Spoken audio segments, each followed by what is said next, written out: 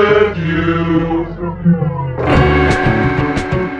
Welcome to the Heavy Snacking Podcast. This week our guest is Dylan Allard from Jay Som, Freak No Hitter, Valley Girls, and Crush. For every day that I spend here, there's a deeper thirst for wild soul. Hello. Welcome to the second episode of our Podcast Premier Extravaganza. This time we're talking to the bassist of Jay Som and guitarist of Freak No Hitter, Dylan Allard. I've known him for about 4 years, and it was so cool to hear about his adventures with Jay Som, who are totally blowing up. If you haven't heard them, you gotta go check them out. So without further ado, the Heavy Snacking Podcast is an interview podcast where we talk to touring musicians about their musical history, traveling, regional cuisine, and of course, snacks. We're exploring the wild world of fast food, gas station delicacies, and local chains from around the country and world. I'm your host, Alyx Poska, sparkling water connoisseur, snacking specialist, and Del Taco diehard. Every week we're talking to friends, new and old, about their favorite foods, best meals, and wild adventures on the road. You can like our page on Facebook or follow us on Twitter at HeavySnackingPC. I'm also putting together a list of restaurants discussed on each episode, and I'm going to premiere our Google map pinned with all the locations of restaurants discussed on the podcast. If you listened to our last episode, thank you for coming back. And if you're new to the podcast, welcome. And I hope you check out that first episode with Matt from Just Friends. The audio's better this episode, but, not perfect. Dylan recorded his voice on his end, but there's a bit of echo coming from the phone speaker, so forgive the occasional weirdness. Otherwise, this is a great episode. It was great to catch up with Dylan. As always, thank you to Ehe for letting us use their song in the intro. The Heavy Snacking Podcast is brought to you by Pacific Nature, broadcasting from Orange County, California.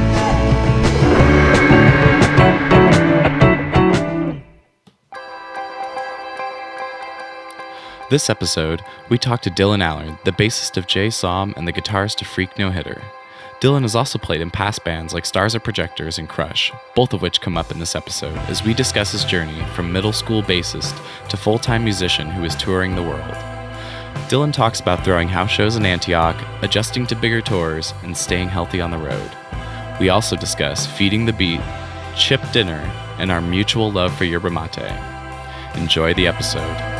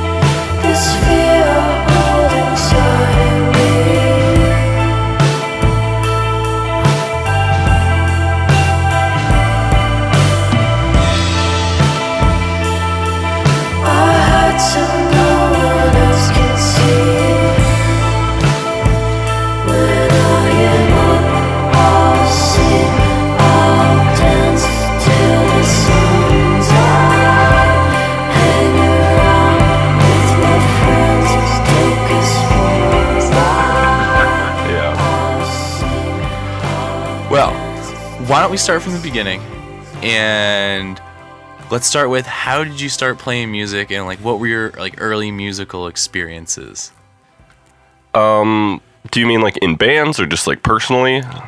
When you started playing instruments, was there music in the house when you were growing up? Yeah, I mean, my parents both, they're not really musicians. I mean, my mom can play some piano, and my dad played some stuff, I think, when he was younger, but they love music and were really supportive people that really wanted their kids to be creative. And so I had older sisters were doing violin lessons, so I wanted to do violin lessons. And then we were doing, I think I did piano for a couple years in elementary school, and then in middle school, for some reason I decided that I really wanted to play the bass, and so I started doing that in jazz band and classical ensemble, the big upright that was bigger than I was, because I thought that was cool. And then got an electric, and then, when I was probably 14 or 15, started taking it pretty seriously, and then started a band, I think, when I was 14. And then, I don't know, in like 2010 when I was graduating high school, like 17, I started going to college, and I was like, I don't know what I want to do with my life, or I didn't really think that I was going to go to college. So when I was in college, I had to like make a plan as to like what I was going to do while I was there. And it was like, well, I like music, so I might as well try to learn as much about that as possible. And I did that for a couple years.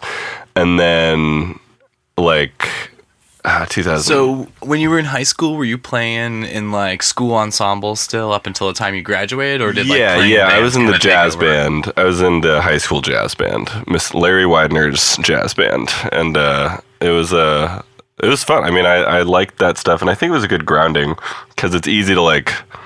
When you do jazz, you learn kind of some of the rules of, not like rules of music, but it's like easy to like learn songs in general. So like if you join a band and like you can like kind of pick stuff out by ear pretty quickly, which I think has been useful for me to like really quickly just be like, oh, okay, that's how the song goes without having to like stress over stuff. So what were the names of some of your early bands? Well, so I started a band that's kind of on hiatus right now still, but we've always kind of been in our lives. And I think the first name, it was with my friend Kieran and Oliver, and you've met those two. And we,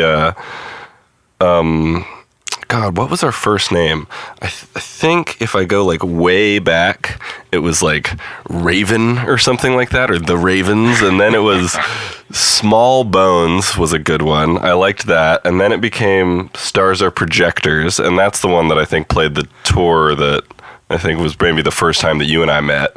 And then... Okay, yeah. And then we changed our name to like Valley Girls, and then now there's like another band that does shows that's called Valley Girls from like San Jose, I think, and we haven't done shows in like 2 years, so like I'm down to let them have the name. But so currently, band formerly known as Valley Girls, that was the band that I did other stuff. I mean, I would like play and like friends knew that I played bass, so I'd like join. I was in like a like a pretty rough, like kind of indie rock / like rap band that I played bass in called Playing in the Streets, and that was a rough. I mean, not like bad people or anything, but just like Playing in the Streets, the indie rock rap band in high school. Were you listening to a lot of Why? No, I think I was listening to mostly like Muse and Opeth in high school. Oh my God. Yeah. Really into like music being complicated. Like I remember distinctly being like, songs aren't good unless they're like 7 minutes long. So I do remember Stars Are Projectors because you guys did a split with My Homies in the Human Machine. Yeah, the guys boys I live with right now. Yeah. And so why don't you go back to that band and kind of trace like some of the things that have happened since, because you don't just play in Jay Som, you've done like your own projects and like you said played in Valley Girls and other bands. So the Human Machine, Jake and Patrick and John, that I think like I met Patrick because he was in the same dorm room as Kieran, the drummer in Stars Are Projectors, Valley Girls, and my current band, which is called like Freak No Hitter. And we, so I met Patrick through that, and he and Kieran had similar taste in music, and I think bonded through that. And then him and Jake were best friends that were, you know, transplants from LA to the Bay Area going to college. And my sister lived really close to Jake, and I lived close to Jake, so I saw him a lot. And then I don't really remember how. I think Jake said something about like wanting to start like a trip hop kind of band, and I was like, I play drums and we should do that. So eventually him and Patrick and I started playing in this band called Seabringer that was like trip hoppy, krautrocky, psychedelic-y, I don't know, instrumental rock stuff. And they would come to my parents' house like every Saturday morning, and we'd practice for like 4 hours, and that was like a weekly thing, and that was really nice. And we made a big old long album and spent a bunch of time together. And I mean, I love those guys. And like, I think so going back to like going to college, I was going to college for music, and then I went on tour with Stars Are Projectors, or I think it might have been called Valley Girls at the time, but yeah, I went on tour, and it was like my first like thing going up and down the West Coast. and I loved it and came home and felt crazy as one does coming back from tour, and got sick as one does getting back from tour, and then basically like dropped out of college sort of because I got really sick and like didn't go to finals, and then just like basically just didn't show up for like the last month of school, and I think that counts as dropping out, and I'm gonna have to figure that out. I'd definitely say so. Yeah. So, I did that, and like, because I just love doing music, and I kind of had this moment of like, why am I going to school if I'm like trying to be in bands and go on tour, if I'm like already in bands that are going on tour? And like, we like broke even on that tour, or like even made a little bit of money, and it wasn't like enough to like pay 3 people's rent or anything, but like it was like, whoa, we could do this. It suddenly seemed like so much more of a reality, and that was like a really big turning point, I think, in my life. Yeah, it's like, why waste time somewhere else when you're already doing what you love and what obviously you're still continuing to do.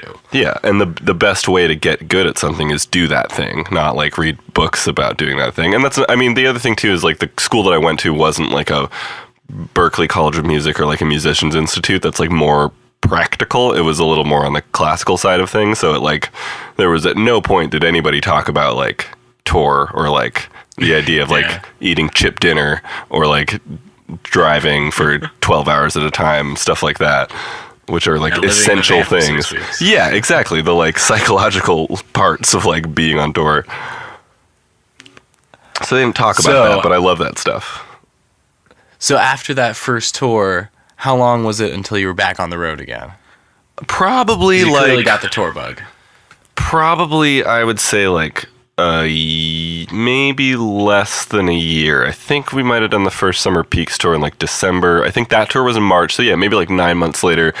Another thing to mention is that like where I came from in the suburbs, we didn't really have any like, there was like one DIY space thing kind of called The House, but it also had this kind of like youth center quasi-religious vibe, and sometimes they'd shut down and sometimes they wouldn't, and it was like really hard to tell what was going on with The House. And then, I had times where my parents would leave and I would like throw shows while they were gone. And like, I think the first time I tried to pretend like I didn't do it, but there was like a scuff mark on the ceiling from someone crowd surfing, and that fell through quickly, the lying about that. And then it just became a thing that happened as long as I took care of it and cleaned up the scuff marks.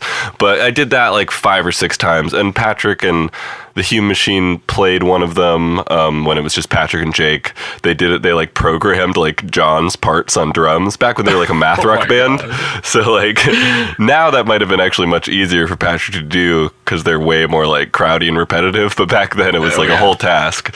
And and then Sebring also played a couple of we called them the Golden Corral. We did like 5 or 6 Golden Corrals where my parents would be out of town and we'd play.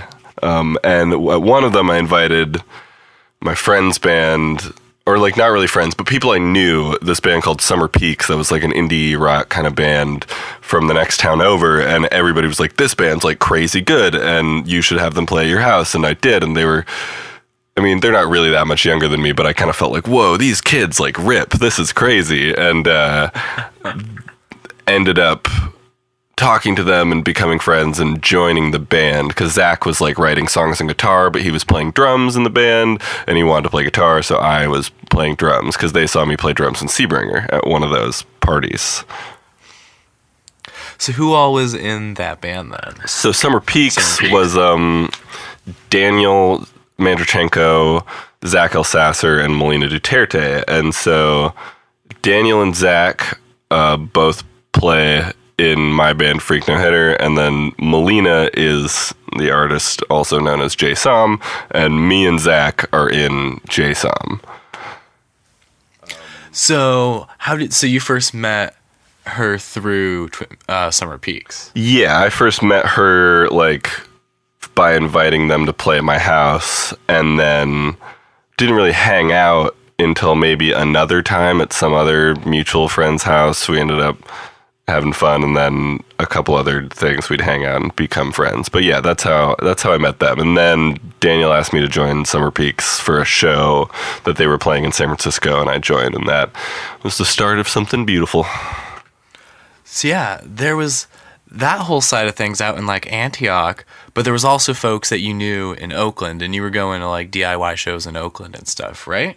Yeah, I would do that. I mean, I would try to play, because like I say, in Antioch, there's not any real scene to speak of. Like, I had to make it. I had to like invite my friends to my house and like make that shit happen, and it wasn't like there's no proper like venues really, so there was like a weird like pay to play one in another close by town like halfway between Antioch and Oakland, but like San Francisco is kind of the promised land for like, that's where like Ty Segall was from, you know, or the OCs, or like any of those, like, or the fucking Grateful Dead, like that's where bands were from. That was like an actual cultural place. So like we tried really hard to play shows there, and it used to be, you know, when I was in high school, like playing a show in San Francisco was like a big fucking deal.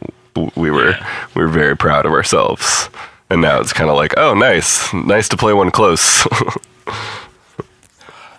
So how did you meet Oliver and Jeff and the guys you were playing with in why am I blanking out right now?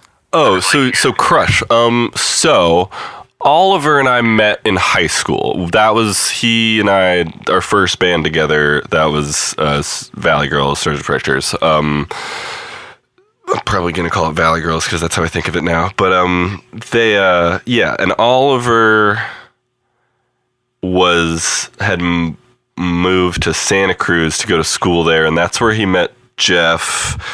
And Jeff had a band called Crush, and Oliver was playing bass in it, and then I think like they had a bunch of lineup changes, and then Oliver was playing guitar, and they needed a bass player, and Oliver was like, my friend Dylan plays bass, and we should have him in the band, and then so that ended up being what happened, and that was really fun, and that's kind of when I really started doing a lot of shows in DIY, because Jeff like loves making DIY shows happen. He's from LA. He was in bands that had toured all across the country multiple times before like I'd met him, and like so I really was like really respectful of like his like hustle. He's got amazing hustle, and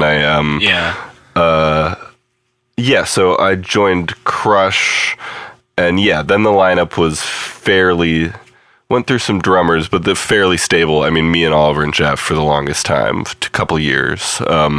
And that we did a couple tours up and down the coast too, like short things.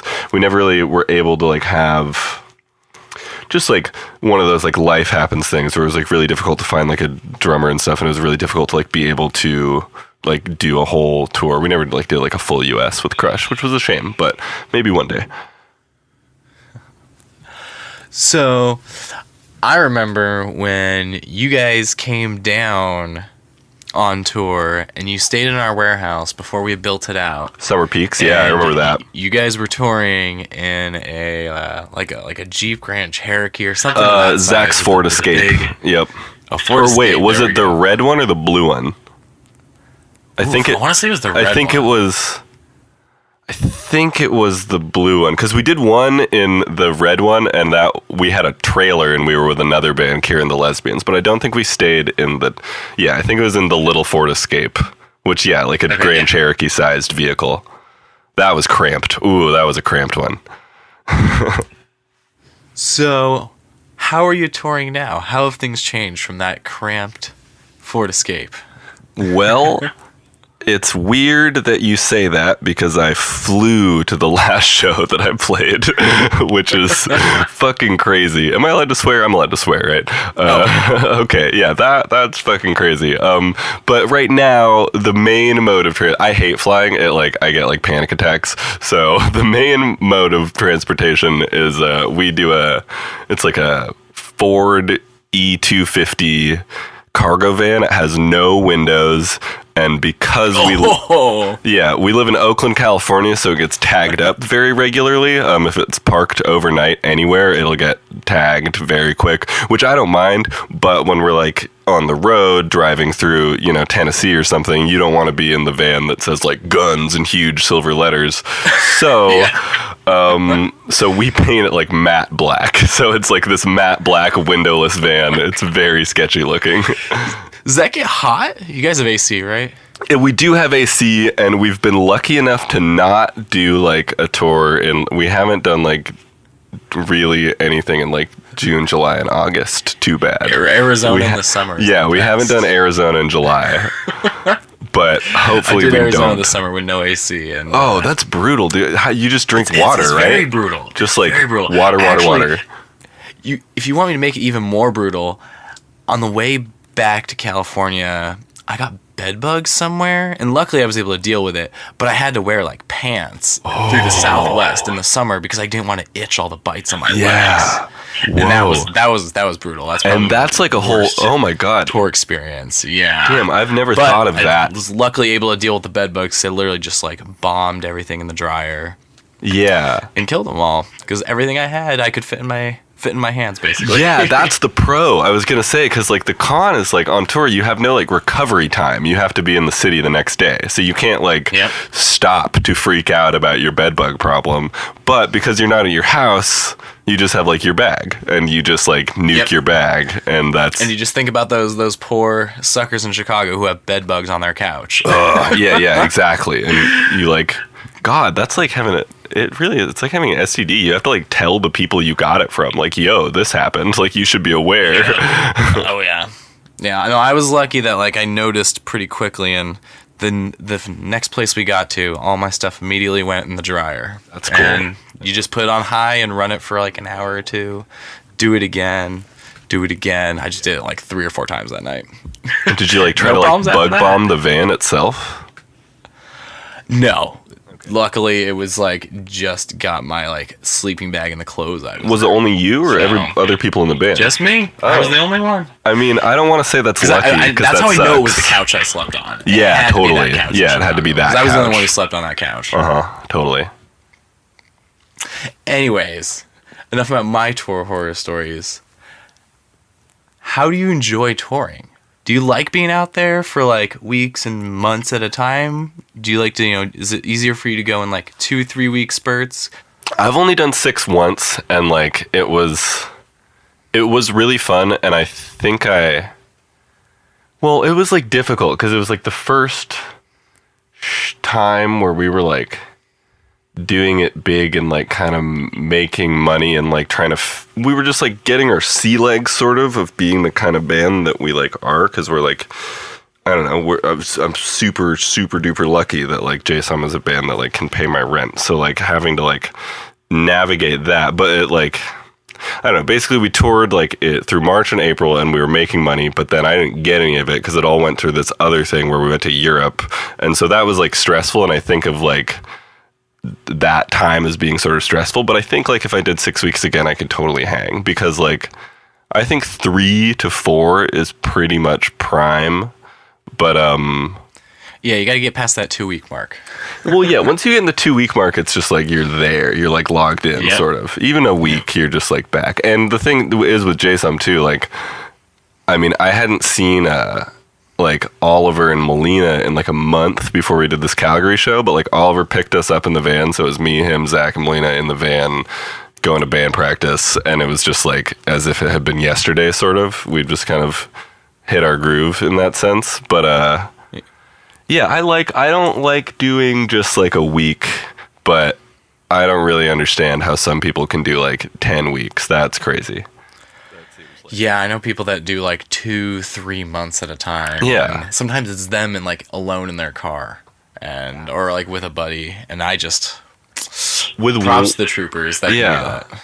I mean, yeah, I guess if you're like with your like partner or something, because I know there's a lot of like bands that are like, husband and wife or something that like tour together, and that's like chill, or even solo, because if you spend a lot of time alone, if you're a musician and you spend 8 hours a day like working on your music in your house by yourself, like it's not that crazy. I don't know, I really like just like getting stoned and playing guitar in my house, and you don't get to like practice on the road, which is like one thing that I super miss. I miss being able to like play and like write stuff, because I've just like haven't figured out yet how to do that on the road.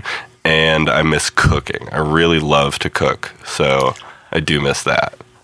Yeah, that's one of the tough things. I mean, the tour I was on this summer, I wasn't really playing. I was riding along and kind of like helping with stuff. And you just miss it so much. I mean, we were lucky. We had a couple times where we were staying with people where we could just have jam sessions. But Yeah, that's cool. just being That able is to play lucky. to play and like mess around and just kind of let whatever come out. Because you can't do that when you're up on stage sound checking and then playing in front of, hundreds of Totally. people. Yeah. And I would like to be in a band one day that like does that, is like able to just like, yeah, let's just go and like do that in a like setting, so we kind of get that fix sort of. But yeah, I remember doing it at the warehouse. It's called Riff Mountain right now. We call it Riff Mountain these days. Well, Riff Mountain is the venue next door to the Okay. warehouse. But so yeah, at the warehouse we got to jam, and that was fun. That was like a really nice cathartic thing. It was cool to be able to do that. So you mentioned you like cooking. Have you been able to cook on tour at all? Have I been able to cook on tour at all? Not really. I've managed to, I don't know, like I feel like I would, just because of like time constraint stuff, so I've never been in a situation where it's been like, oh yeah, let's go back to this person's house and they have a kitchen and it's like 6 p.m. so it's like chill to go to the grocery store and like cook up some food, because like cooking in strange kitchens is weird, like unless it's like your parents' kitchen or you like know that they have like stuff to cook with. But sometimes you like are like, damn, I want to make soup, but then you go to someone's house and there's like no pots and you think like, all right, no soup. New plan. You have to do that, which is cool. But like, yeah, I haven't really been able to cook on the road. Do you guys have like a pretty rigorous schedule where like every day it's like a new major city? Because I know we got lucky where we'd be in town for 2 days, and it's a little bit easier to kind of cook and like go check out what food is like happening locally when you have an extra day in town. Usually, yeah, I say we usually average like 6-hour drives a day. Seems to be the case. Like, if we're in New York, we'll like have a couple extra days usually, but that's also because Melina has like press shit to do. So like, it'll kind of be maybe a day off for me, Oliver, and Zach, but then we're really exhausted and we'll just like, the last time we had that, we just like, I think we got stoned and went to like a jazz gig, and didn't really like do too much. We like got different food. And if you're in New York too, it's like, why would I make food in like a tiny New York apartment when I would like get the best ramen in America? We're going to take a little break here with a new demo from Dylan's band, Freak No Hitter.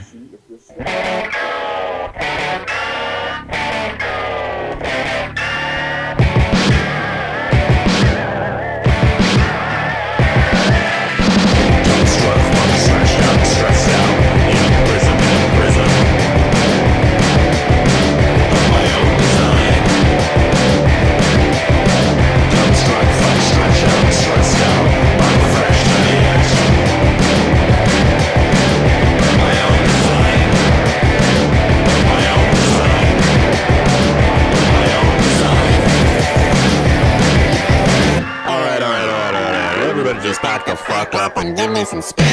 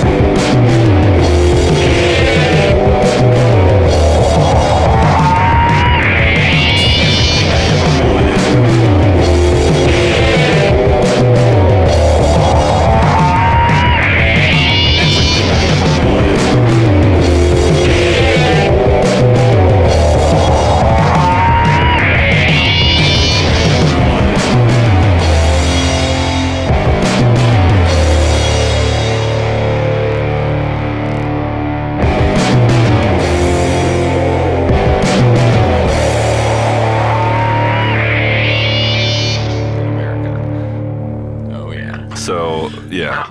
That provides a good segue to talking about food. Mm-hmm. And you've been around a lot of the country now. Yeah. Are there any like certain regions that have like stuck out to you and that like you're excited to go back to for food? I'm very compelled by the South in general. Though I just did the South for the first time recently in like was that October we went through the South? I think it was, or maybe it was more like November. But like, yeah, we did and that was a rough drive thing. We had like Atlanta and then a day off to drive to Austin and then a day off to drive to like Phoenix. So it was like those were both like 14-hour drive days. But that was like, we joked that was like barbecue week. We ate barbecue like breakfast, lunch, and dinner, and like joked about, I mean, I don't think I ate meat for the next like 3 weeks because I like just had so much. Atlanta, like some of the best like ribs and chicken I've had in my days, and I really want to do that again because I like all the regional variations in barbecue. Like different people do different sauces and cook it for different times, and like I want to like become an expert. Yeah, different rubs, dry rubs, wet rubs, all these rubs. Yes, you can't see, but I'm shaking my fist because I love it. Yeah. We were in Kansas City and we had some amazing Kansas City barbecue. I bet. We were there over the summer and it was so good. Yeah, there's some So big good. southern cities I still haven't hit. I haven't been to Kansas City or St. Louis or like Memphis or, no, I guess I've eaten food in Tennessee. I had a hot chicken in Nashville. That was good. Did that too. Yeah. So good. So hot. Yeah, there was with South by Southwest coming up, I'm really excited to go to Texas and eat barbecue. Because the last time I was there, I didn't really eat barbecue. Because I've been on tour with, like vegetarians and vegans, and sometimes that makes it hard to get away. What's it like in the band? Is anyone vegetarian or vegan or have dietary restrictions or allergies? No, we're pretty easy. Oliver tries to avoid meat as much as he can, but like, you know, if there's a situation where it's like, well, we got this, then he's gonna eat it. You know, we actually love fried chicken. We're a serious fried chicken band. We've done every kind of fried chicken except for, I think we haven't been to Bojangles yet, but we do love fried chicken. So where is some of the best fried chicken you've had? Or, you know, just some highlights? Well, some of the best I've had was definitely, I can't remember.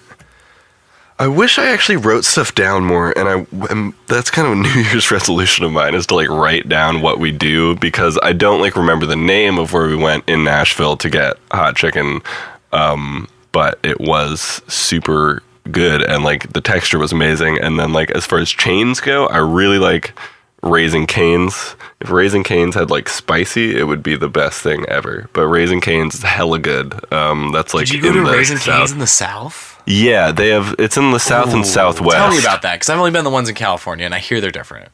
Oh, I don't know if they're. I mean, I think I went when I was in like Arizona, so that's like Southwest. But yeah, it was just great. I mean, it was one of those things where I was like not sure if I was gonna like it, and then had been drinking a little bit, and then walked in and found out that Raising Cane, like Cane is a yellow Labrador, and I have a yellow Labrador. That wears sunglasses. So yeah, I like spent probably the whole meal being like, oh my god, Cane is the dog.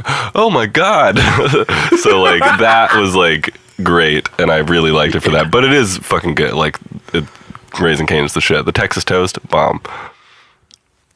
I will not argue with you. I'm a fan of Raising Cane's. I try and go like once a week. We have a couple in Orange County now, so I hit it up. I hit it up for sure. I don't think Jay Som's doing like South by officially this year, so I'm trying to just go to hang out. Hell yeah, there's always a lot going on, but man, Yeah. I always see like stuff about like Franklin's barbecue. Yeah. And like I would love to go to Franklin's, but Franklin's the one that I went to. I can't remember if I went to. insane. Did I go to? It was either Black's in Austin. I'm trying to think of where I will go. Okay, so when I was in Nashville, we went to Pepper Fire Hot Chicken, and that place was really good. That was on like the northeast side of town. Maybe let me look up Pepper Fire Hot Chicken. That sounds familiar. It might have been that one.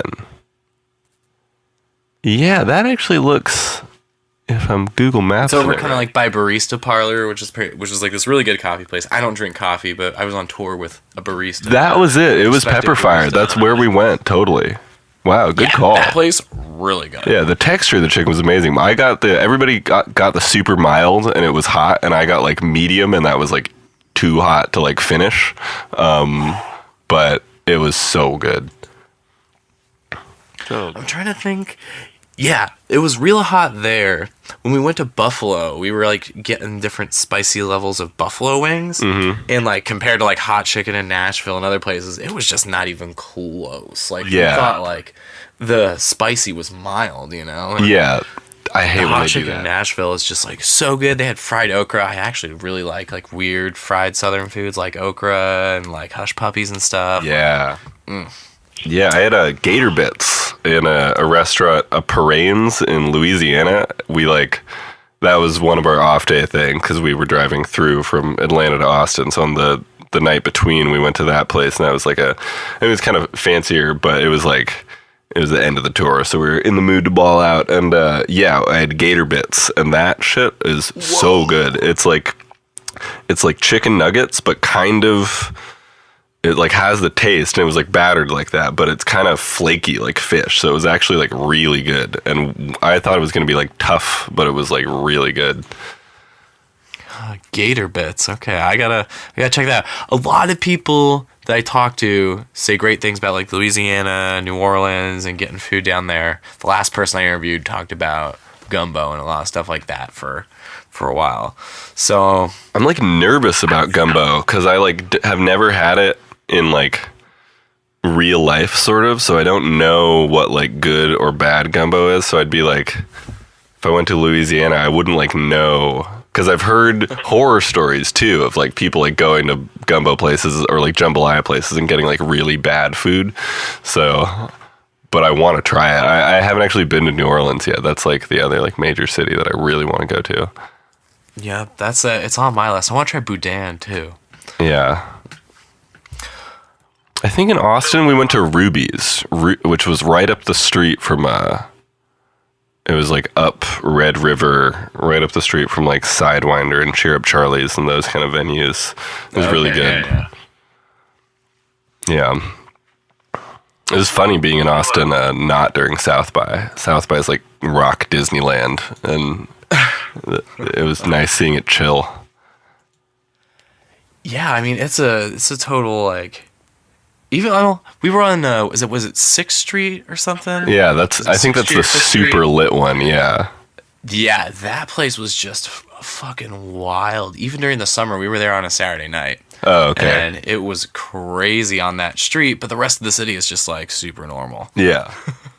Whereas like South by, like in certain areas, like West Campus, there's just like tons of stuff going on. I've heard stories that the IHOP by the freeway during South by is like the craziest place on earth. And I believe it because it's open 24/7. Whew. Speaking of breakfast spots that are open 24/7, how do you feel about Waffle House? You're from California, and we have a lot of Denny's out here, but you see Waffle House. So this is weird. This is the one that I haven't been to. I haven't been to Waffle House yet because Melina has the only reason is that Melina has a funny story about she went to Waffle House and they like gave her food that was like still frozen. And she was like, this is still frozen. And then they fixed it. But then when she got the bill, they accidentally charged her $1,200. She had a $1,200 bill. And she like came up to the register like, you just charged me $1,200 for my frozen meal.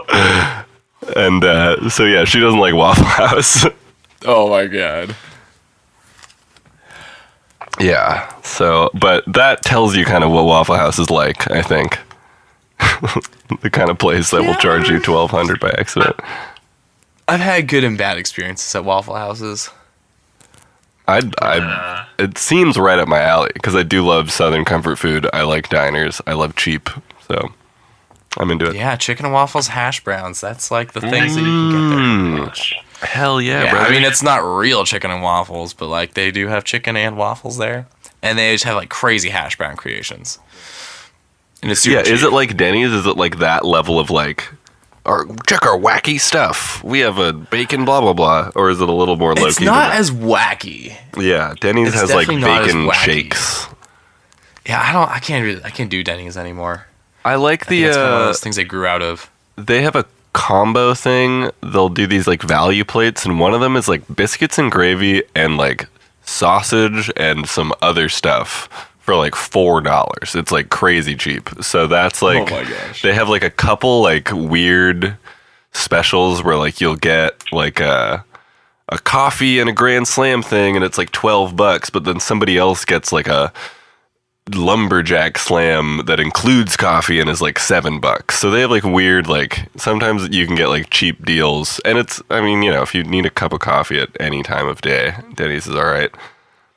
I like it. Yeah, we went there once on tour for the nostalgia factor.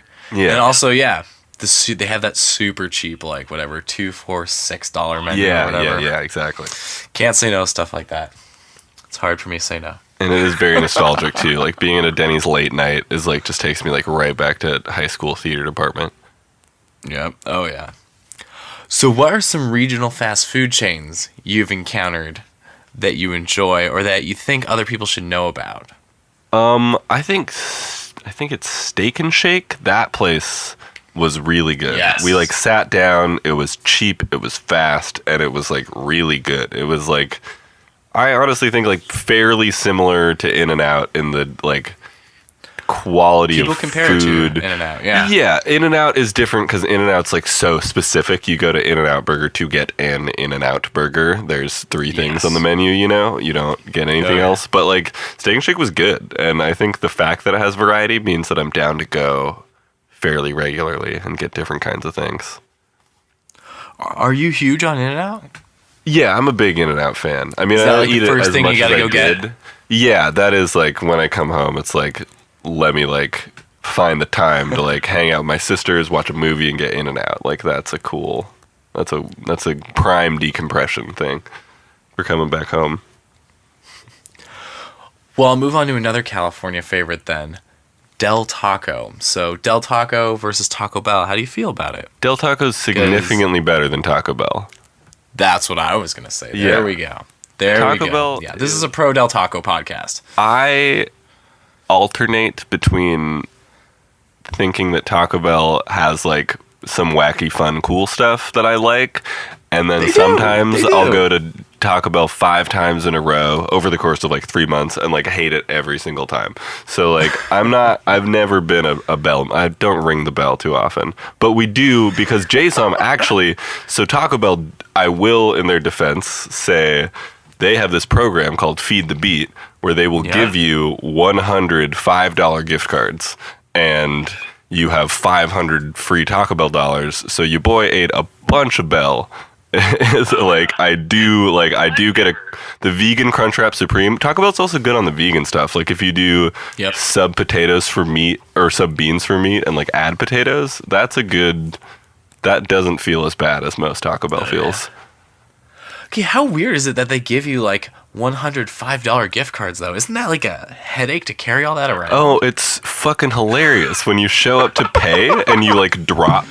Like we were in Reno the first time we ever got it, so we like pulled it out of the package and like dropped the brick of cards down on the table, and the dude behind the counter just looked at us and like pulled his like manager over to be like, I think these people are like fraudulently like getting us somehow. Like, I mean, he didn't like say that in front of our face, but like obviously like something's up. These people just showed up with 100 $5 gift cards. Like what? They That's had their not long, real. scraggly hair. Smelling Yeah, like yeah. cigarettes We're and all weed. and like giggling to each other. They're all like, we're about to like get free Taco Bell, blah blah blah, and like, but it was legit. And the nice thing about the 5s, I think they should do 10s instead of 5s. But the nice thing is you can like give them to people that you stay with. Like, oh, thanks for letting us crash. Do y'all like Taco Bell? Do you want like 20 free Taco Bell dollars? Cool, here you go. So that was nice. That's cool. See, that is cool. Yeah, they're transferable in a way. Yeah, better than like if they give you one $500 gift card. So I'm down with. That's I'm wild. down with See, the yeah, I bell. was wondering because I'd heard that people would get like a ton of gift cards. Yeah. I always wonder why they didn't just condense it. But I don't know either, but maybe you don't lose it. If you're giving out I don't per know what diems they were and thinking. stuff. Maybe it's a branding thing, because for a while our van was covered with Taco Bell gift cards. So like, it just like you walk in the van, it's like, oh, Taco Bell. So who knows? okay, so what like food or drink company would be like your ideal sponsor? If you weren't feeding the beat, who would you want to feed you or hook you up? I think in terms of practicality, it's got to be Starbucks, because it's everywhere. Starbucks. You know, because the regional chains, like I do love In-N-Out and I love Raising Cane's, but like that's not useful on the East Coast. Starbucks is useful in airports in other countries. You know, like McDonald's is another one that like could be useful literally anywhere. And I like McDonald's more than like Burger King or Taco Bell, so I'd be down with that too. But I think if I was given my choice, I would say Starbucks. Because we'd have free coffee every morning, you know? Yep. Oh, no. That's definitely something that musicians, I think, would appreciate. I saw so many Subways. There's Subways everywhere in America. I think Subway might be the most, like, common chain, like, in America or the world. I think because it's the cheapest to start. You just need, like... like, McDonald's... okay. To, like, own a McDonald's franchise, I think it's, like... You have to be a manager of McDonald's for a year. You have to like pay like $50,000 to like lease all the branding stuff from them. But I think Subway, it's like $5,000 or $10,000. It's like you need a chilled table for the ingredients. You need like a toaster oven for the bread, and you're like there. Yeah, that's true. Yeah, because you can fit a Subway in like a tiny little airport stall. I guess you can do that with McDonald's too, but it seems like, yeah, I think Subway has the lowest entry barrier and thus is the most common. So you like McDonald's better than Burger King? I do. I think maybe it's because I was raised on it, but I like it more. Huh. I had McDonald's today, honestly, which is not something I usually have. Like when I'm at home, I don't usually eat fast food, but I was at a friend's house and we got McDonald's. See, I actually came around to Burger King when I was like out on the road. I guess I feel like maybe the Burger Kings around where I am in Southern California just like aren't that good, and they're better in other places. I mean, I don't know. I had their chicken fries one time in like New Jersey, and it was like one of the saddest meals I've ever eaten in my life in terms of like quality of food. Like it was like eating sponges. It was not. Yeah, they do that Taco Bell thing where they make like weird, crazy menu items a lot as well. And those are like super hit or miss. I don't know if you had the. I've just never. I don't know. I've never gone for a Whopper over like a Big Mac. True. Have you had those the mac and Cheetos things that they have there now? Not really my style. I haven't really gone for that. They're gross. Don't waste your time. I'm not surprised. The Burger King mac and Cheeto balls are gross. Wow. Well, the iconic question I'm trying to ask everybody, which if you've toured enough, like hopefully you do have some sort of opinion. You've been to both these places, but Wawa versus Sheetz. People on the West Coast don't really like know about these. Wait, what was the second option? Wawa versus Sheetz. Sheetz. I don't think I've been. I've been to a Sheetz? I don't think so. Where are they? They're in Pennsylvania. Pennsylvania, like areas okay. of New York and like that as well. East Coast. They're just pretty much like a competitor to Wawa. They do the same I kind of thing. love Wawa. I mean, Wawa is like kind of what I feel like Whole Foods like should be. It's like worker owned. It's like a cooperative. It's good. You can get like bulk stuff. I don't know. It's like nicer. It reminds me if like Winco was like really nice and like worker owned. I don't know. Something about that appeals to me. And yeah, I like Wawa a lot. But I want to try Sheetz. I've also heard that Savers in Florida. I think it's called Savers. Or is it Friends? Something. There's one in Florida that's like supposed to be really, really good. Huh.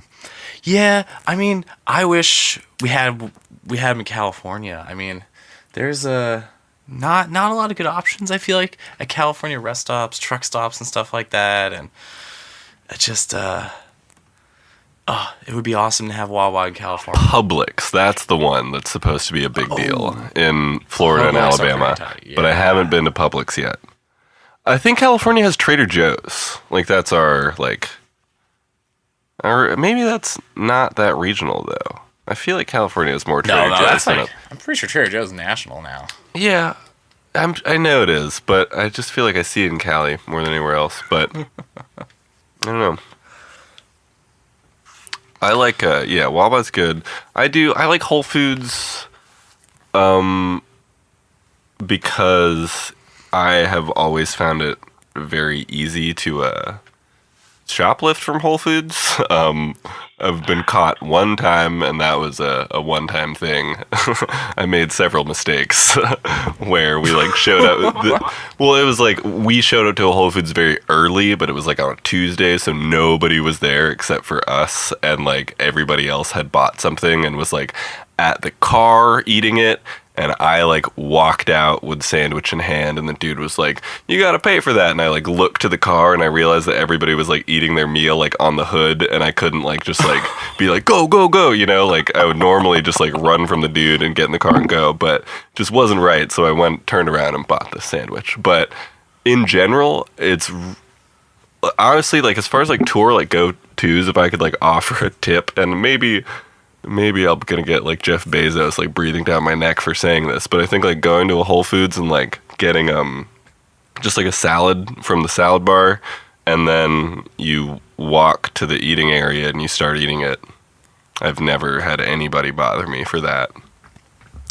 There's supposedly a thing where like Whole Foods employees, if they see people shoplifting, they're like not supposed to say anything. Yeah, I heard that true. somewhere. Yeah, I am friends with some people that have worked at Whole Foods. Somebody I knew that works at so the Whole Foods in Oakland by the lake is like one of the busiest ones in the country, I think.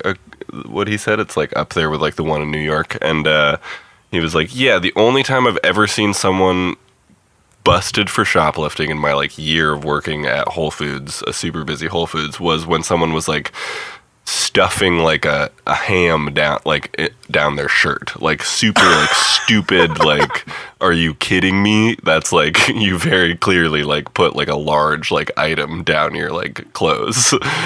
You're not like, yeah, so Whole Foods is pretty chill. I don't know if that's going to change with Amazon ownership, but Lord knows they're making enough money that like one sandwich isn't going to kill them. Yeah, I know. One thing I've done at Whole Foods is if you go and you get the self-serve pizza. Yeah, the you pizza. Just put two slices in one box. 2 slices in one box, and then you eat one of the slices in the store, and then you go to pay for it, and the dude's like, "Oh, they only gave you one? Man, I'll only charge you for one." And then you're like, "Oh yeah, they only gave me one." That's a good one. I do that. Oh yeah. Well, so what's the one? 4 Seasons in Oregon's really good too. 4 Seasons, or New Seasons, not 4 Seasons. That's the hotel. New Seasons is like it's like a Trader Joe's Whole Foodsy thing. It's smaller than Whole Foods. It's more like Trader Joe's size, but it's really good. They have a good like salad bar and selection and stuff too. Nice. So, what is one of the like best meals or most unique meals you ever had on tour?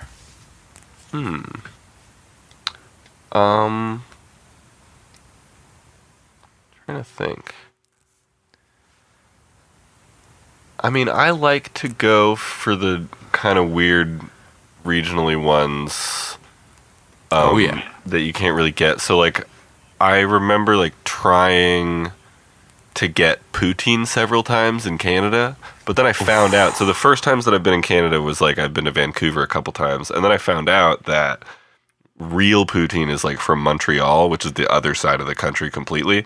And so as I like worked over the year, eventually ended up getting like poutine in Vancouver, poutine in Chicago that was like supposed to be real because it's close to the border, and then poutine in Toronto that's like even closer to Montreal, and then I finally got Montreal poutine, and everybody else was like Dylan, you get your poutine, but I'm not gonna get anything because we've tried it the other half dozen times and it wasn't that good. And then the one that I got was really fucking bomb. That was really good.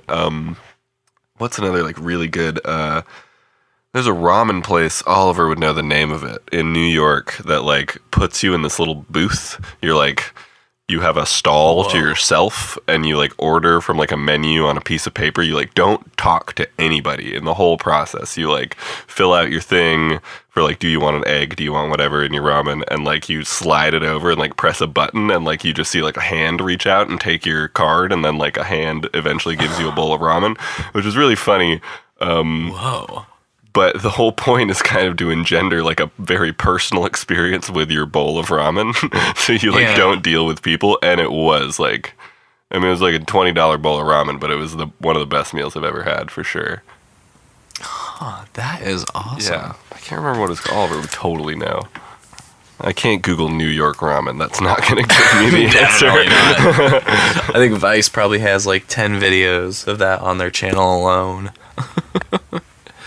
So what is like your go-to snack when you stop at like gas station or something? If you have to pick up something quickly. Yeah, pick up quickly. Or are you also talking about like chip dinner where you don't have time to get food, so you just like eat a bunch of snacks from a gas station? Because chip dinner is a real thing. We could go deal with. Talk about both of them. We got time. So quick. If I'm just at a gas station, I'll do like. I do Cliff Bars a lot. I like the like purple ones, the peanut butter chocolate chip ones, or the regular blue chocolate chip ones. Cliff Bars are good. For like candy, I like sweet tarts a lot. And Zach likes all candy, so he's usually got like a bag of Kit Kats or something, like all kinds of. He's like always going, or like flips. He loves flips, so like I'll end up eating a flip or two. Yeah, I do. I would also say like I like pretzels and like beef jerky a lot. Like if I'm doing like the chip dinner thing of like I'm at a gas station but I have to eat like a meal basically, then it's usually like a thing of like beef jerky and like trail mix and like pretzels probably. And then that protein. Yeah, exactly. Protein like not super duper greasy. Because there's already usually hot Cheetos in the van, you know. We like our hot Cheetos. Chip of choice. Yeah, the flamin' hot con limon. Oh, nice. Yeah. Are you guys a fan of Takis? Yeah, Takis are good. I like Takis. Have you had the guacamole flavored Takis? I didn't know they made those. That's cool. Stay on the lookout for them. They're awesome. Favorite Taki. Guac chips. I love guacamole flavored chips. There's some good cheap ones out there. Nice. Yeah. Do you feel that Cheetos are chips? I put them in the same category. I mean, the puffy ones like feel a lot less like chips. Yeah. I don't know. I think of them as cheese puffs, not chips. But you're right. They're similar category. They're definitely like. Honestly, I'm going to go for Cheez-Its over chips most of the time anyway, because I'm a big Cheez-Its fan. I love Cheez-Its. They came out with extra toasty Cheez-Its recently. That was a good call on their part. They're like all, when you get like an extra toasty Cheez-It and it's like a nice surprise, they make boxes that are just the extra toasties. Oh, whoa. It's tight. It's kind of intense, but it's really good. I was really enjoying the Cheez-Its duos on tour. I was finding different... duo? Yeah, they would have 2 different flavors in one bag. And like I was noticing them all the time on tour, and I got back home and I've noticed less and less of them, and they're not doing as many different combinations anymore.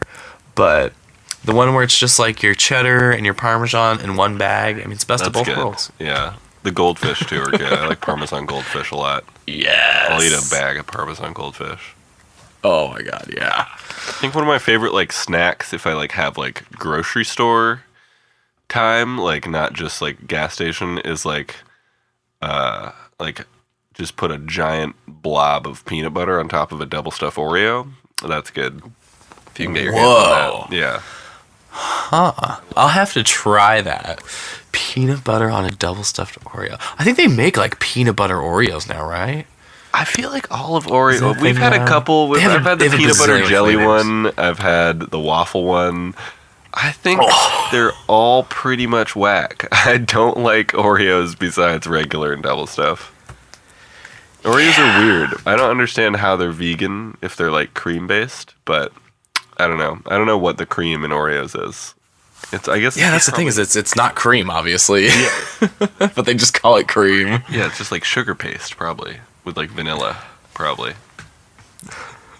corn syrup and vanilla. I don't know. It's a mystery. So, sorry. Soda, sparkling water. You have favorites, preferences. If I see the beautiful yellow can of Guayaki Yerba Mate, I'm going for it. Oh yeah, what flavor? What flavor? Mint followed by lemon. Ooh, okay.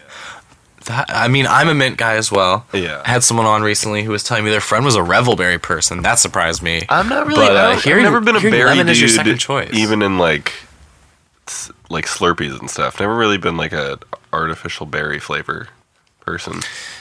Blue raspberry guy. My sister loved blue raspberry stuff, but I don't really. Have you seen the alternate one that it's not Guayaki Yerba Mate? Yeah. Yeah, they're growing and spreading all over. Oh man, I've been watching it happen. It's got a little bit less sugar, which I like. But Less? Oh no, I feel like it tastes way more sugary and sweet. Really? Whoa. Yeah. I don't know. The mint yerba mate, like sometimes, first thing in the morning you have one and you like drink it and you're like, whoa, I just had like way too much sugar for my body right now. I try to go for the orange ones in the morning. The Yerkchak one, the thing that I'm convinced that it's one of those things, how like Budweiser owns like Shock Top and stuff like that, like wannabe craft beers. I'm sure that like Coca-Cola owns that new competitive yerba mate. I bet. That's my guess too. They got a good strategy. I mean, they're getting their stuff in the places that like Guayaki couldn't. Yeah. Like you find them in gas stations and like 7-Elevens and like Guayaki Yerba Mate has started doing that recently, but like for the most part you'll find them in like Whole Foods and Sprouts and stuff like that. Yeah. But I don't know. I have mixed feelings about the new stuff. I'm still a Guayaki boy. Yeah, I mean, I back Guayaki because it's semi-local. It's close enough to the Bay Area, so I like it. Do you do sparkling waters at all? Yeah, Oliver likes the sparkling waters a lot. One thing that's good that we found is a nice combo is mixing like sparkling water with Gatorade is good. Like the Limon Pepino Gatorade, the like cucumber one. That and sparkling water, so you get like sparkling Gatorade. That shit is refreshing. Huh. I gotta try that. That sounds great because I'm a huge fan of Topo Chico. Oh yeah, I love Topo Chico. I don't love sparkling water, but Topo Chico's so good. It's the pinnacle. Way better mouthfeel.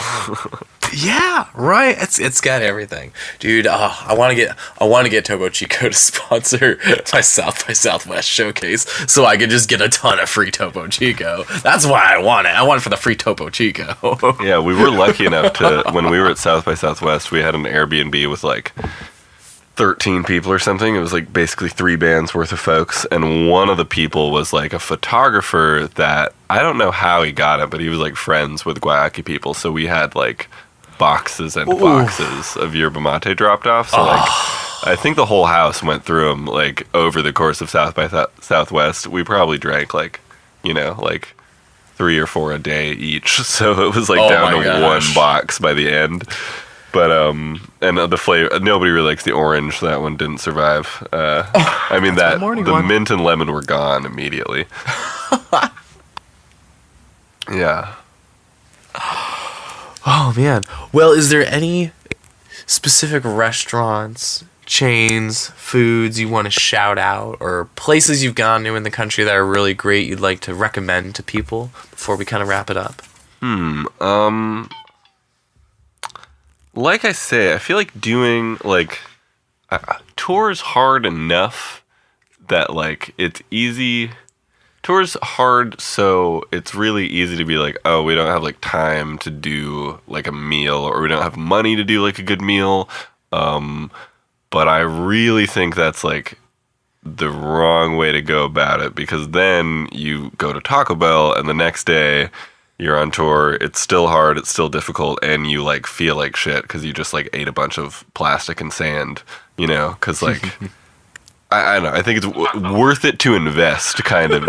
I'm not trying to dig Taco Bell when I say that, but like, in general, like I think like trying to minimize the amount of fast food you eat is like important, because like it does make you feel good if you like eat a salad the next day, or you might not feel as crappy. So like going maybe a little out of the way and like getting, I don't know, like little diners and stuff in if you can find like Cafe Wayward in Seattle is like a great example of like, it's not super expensive, it's really good, high quality, like it's all vegan.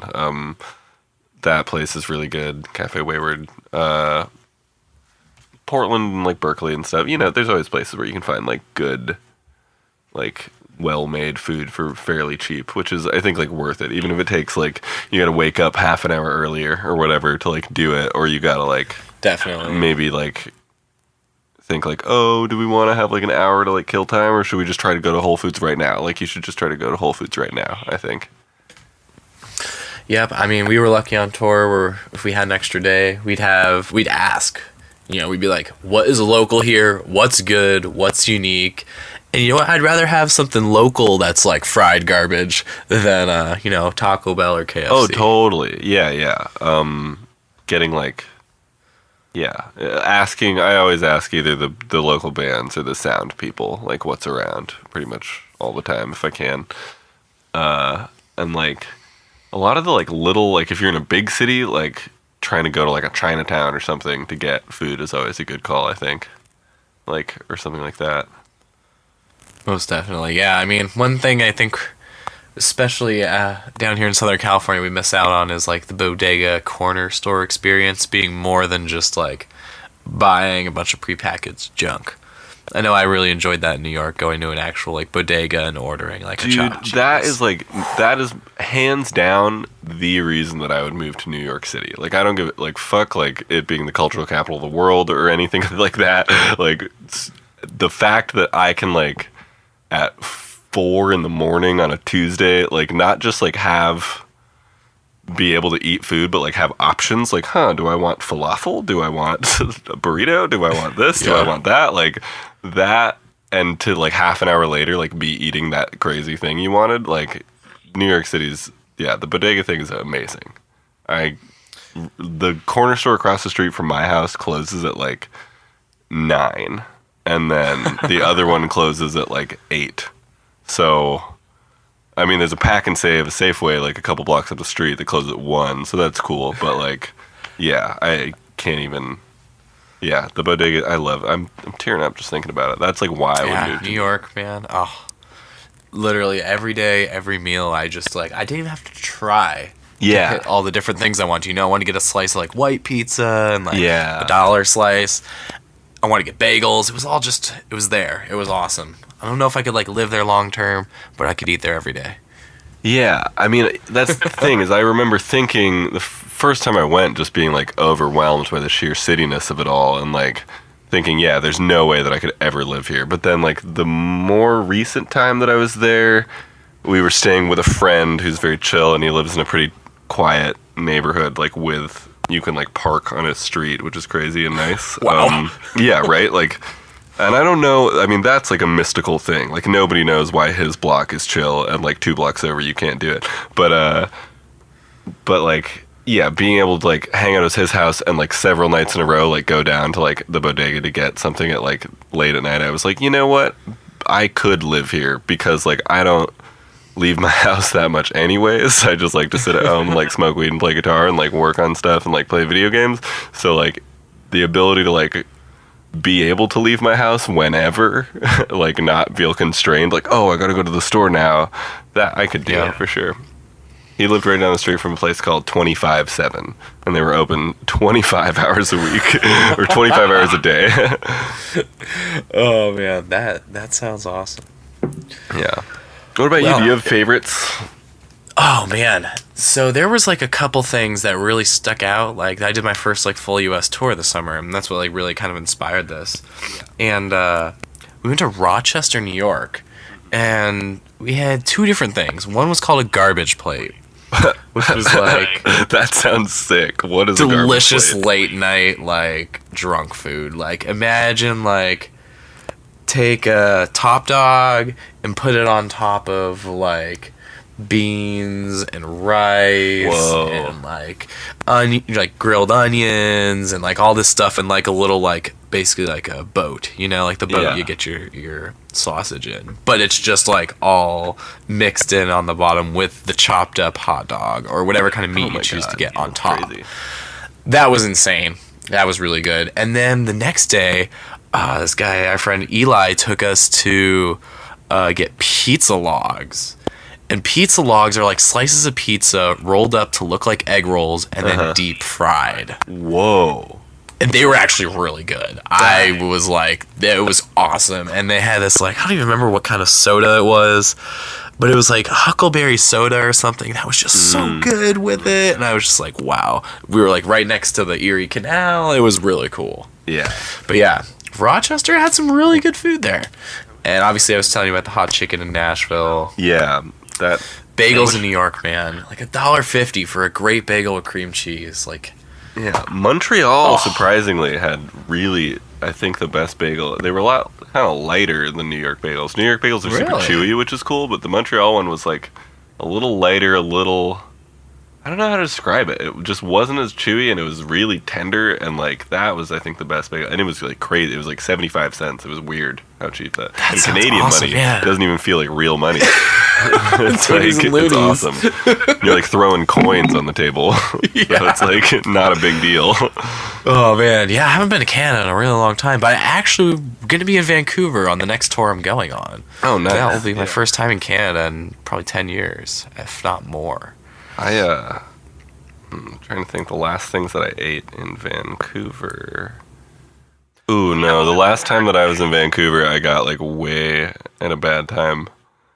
I like had an interesting, I ended up drinking a little bit too much on an empty stomach, and then, so the last thing I ate was like, I was like eating like chicken noodle soup in a diner, like trying to recover before a show, and it was good. Yeah, I'll definitely get some Tim Hortons while I'm up there. Just kind of got to do it. Oh, it's yeah. Not amazing or anything, but when in Rome. It's definitely totally, like cross the border, get the Tim Hortons, and continue on your journey is kind of how it goes. We have a show up there, actually, so that will be pretty interesting. I've Okay. never been to a show in Canada. So Okay, yeah, they're fun. I'm pretty excited.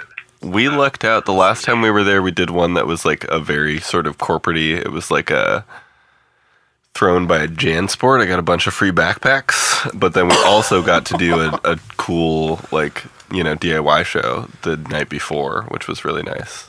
Did Nardwar try and talk to you guys? Not yet, no, but I'm thinking it's gonna happen. Dude, I hope that happens to you guys. That'd be so cool. That'd be crazy. I hope he asks me about you or like crazy, like weird things that I won't expect him to ask about. Yeah, maybe he'll ask about some of the Seabringer stuff. Yeah, totally. So tell me about Seabringer. He'll be like talking to Melina about it, and then like my eyes will get hella wide in the background. That'll be funny. Awesome. Well, unless you have any closing thoughts, I had a great time. This was awesome. Yeah, thank you so much. It was really nice. I'm glad you're doing this. I mean, I think it's inspirational. I've wanted to like talk to people about tour food because I get way too into it. Because I mean, that's the thing about like the 6 week when you hit that point, it's like you start to think about the only things that change are like what food are you eating and like what like how nice or how shitty was the sound guy basically is like the variables sort of. So like. Yeah, I would say closing thoughts are like, I mean, I don't want to sound preachy and like do the whole your body is a temple thing, because Lord knows like I do eat like shit on tour, but like it's worth it to like put in the effort to like try to eat good and like spend a little more money to get more food. It's definitely what I would say. Like, don't do fast food like 5 nights in a row. You will feel bad. Eat a You will salad play every once in a bad. while. And if you play bad, then you feel even worse. You know, like there's a whole snowball effect. So like try to like set yourself up for success and eat well as much as you possibly can. That's like worth it. That's a high priority, I think. Hell yeah. Well, that's a good note to end on. Yeah. Thank you so much, bud. Totally. Have a good night. Yeah, you too. Damn, that was tight. Thanks again to Dylan for taking the time to talk.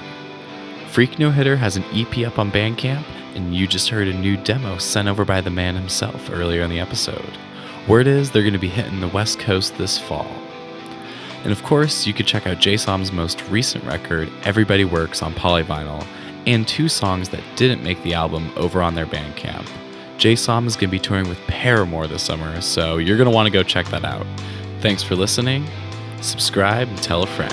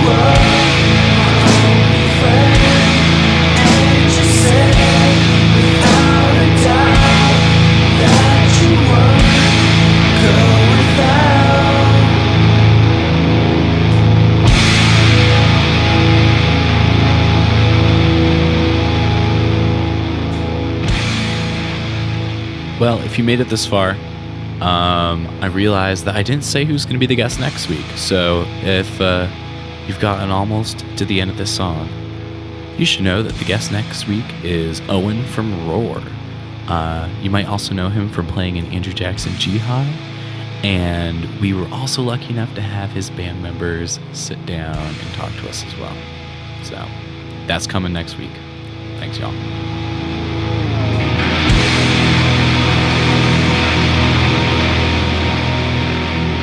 Thank you for listening to the Heavy Snacking Podcast. Tune in next week and keep snacking.